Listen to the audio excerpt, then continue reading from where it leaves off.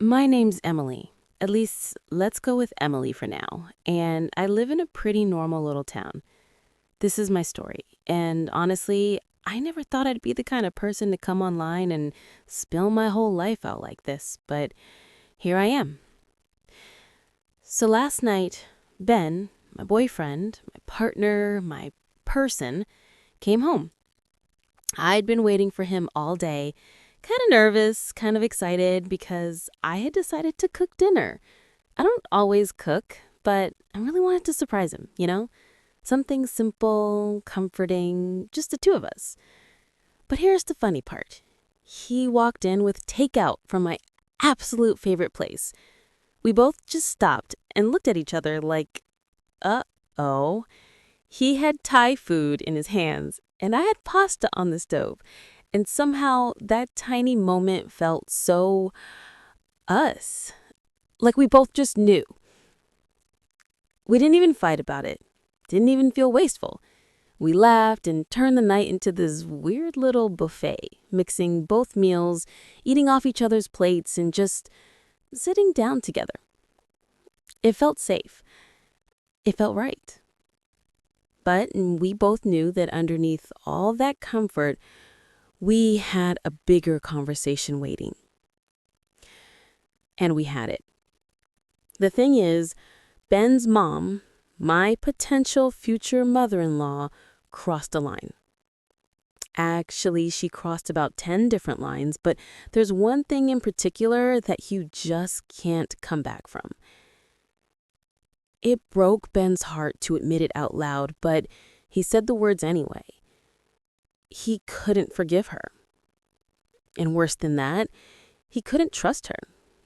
And I felt the exact same way. We cried, both of us, sitting there with pad thai and spaghetti on the table because even though we were aligned, it still hurt. It hurts when the person who raised you, who's supposed to be in your corner forever, turns out to be cruel. And not just cruel, but subtle and sneaky in a way that makes you question how long it's been happening. Ben had been on the fence about this new job opportunity for a while. It's not guaranteed, not official, but the possibility is real. The thing holding him back wasn't just the change, it was the distance. This job would move us a few hours away, not across the country, but far enough that visiting his parents wouldn't be an every week thing anymore. He worried about his dad, who's older, and about his mom, who isn't in the best health.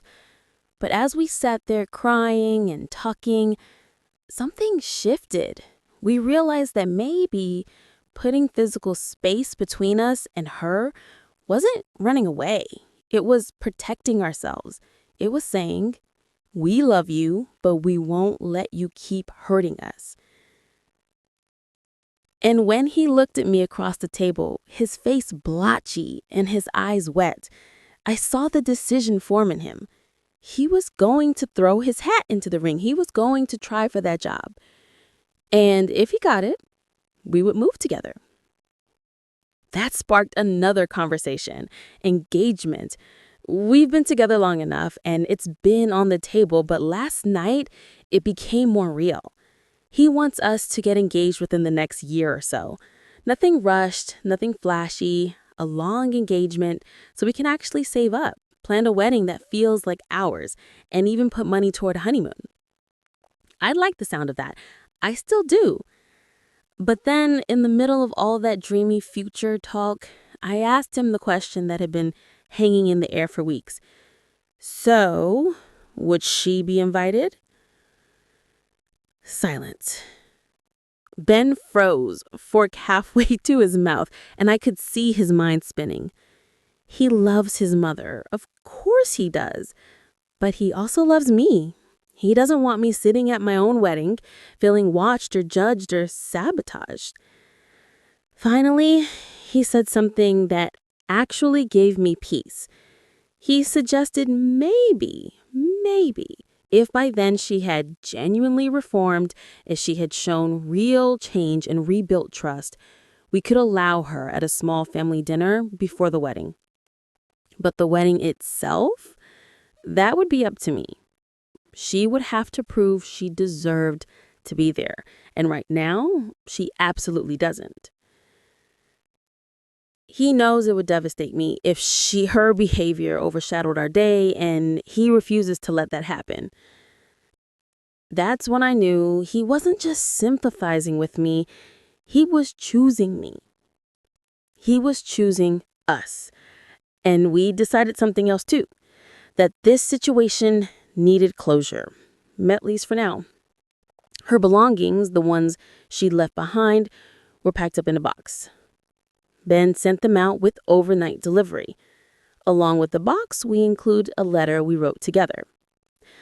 That letter spelled out everything: her behavior, the lies, the accusations, the way she disrespected me and by extension him. And then we made it clear. We are a team. Her actions have consequences, and the consequence this time is that she is in time out. She's not allowed contact with me at all. She is blocked everywhere. With Ben, she gets the bare minimum, extremely low contact and only through text. Health updates and family logistics, those go through his brother, who volunteered to act as the point person. Emergencies only. Otherwise, she's not to contact us.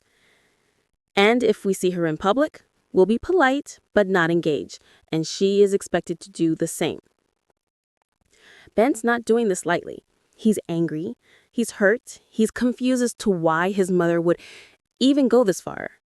But he's also firm.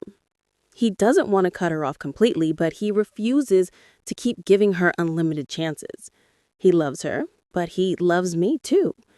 And he refuses to sacrifice the life we're building just to keep pretending she's the mother he wishes she was. Now, let me pause and explain, because I don't want anyone thinking this is just me versus her. The siblings, they're all on our side. Every single one of them sees it now, too. The more we've talked about it, the more it's clear that she isn't just unkind. She's prejudiced. Subtle about it, yes, but consistent. And when I came into the picture, it all came out.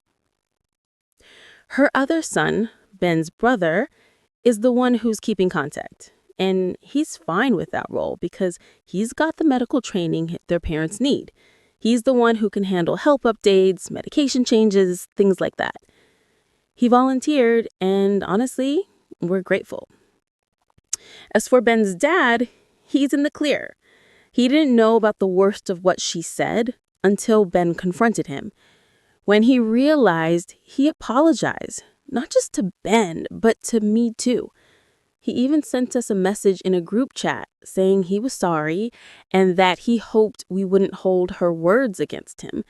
He admitted he thought she was being forgetful when she lied about her stuff, but once the truth came out, he realized she'd crossed a line. I respect that. I can forgive that. But as for her, no, not yet, maybe not ever. So now, her box is on the way. Her letter is written, the boundaries are set, the siblings are united, the contact plan is in place, and we are moving forward. That doesn't mean it's easy. I feel guilty sometimes. I feel heavy with it, like I'm somehow tearing a family apart. But then I remember, she made her choices. She caused the harm, and Ben chose me. That's what matters. Her sister, Ben's aunt, has been harassing him, sending messages about respecting your mother and properly loving her. Some cousins, too. But here's the thing. They only contact him, not me. And he doesn't care anymore. He told me flat out, I'm not bending for them. So maybe the saga is over. Unless she decides to go nuclear, which honestly, I don't think she will. She's too lazy for that kind of chaos. The next chapter now is us. Our move, his job opportunity, my own applications. Wherever the higher pay takes us, we'll go. together. And that's the story. That's my life right now. Messy, heartbreaking, but somehow hopeful.